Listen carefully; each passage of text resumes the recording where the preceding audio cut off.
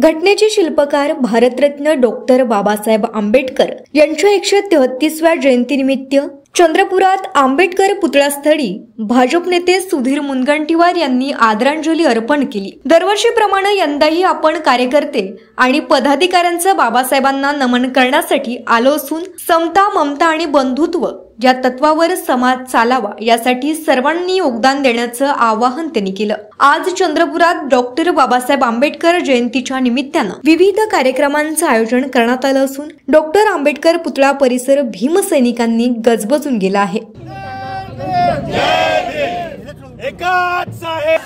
महामानव विश्वरत्न भारतरत्न डॉक्टर बाबासाहेब आंबेडकरांना आज महायुतीचा उमेदवार म्हणून कार्यकर्त्यांच्या समवेत दरवर्षीप्रमाणे अभिवादन केलं।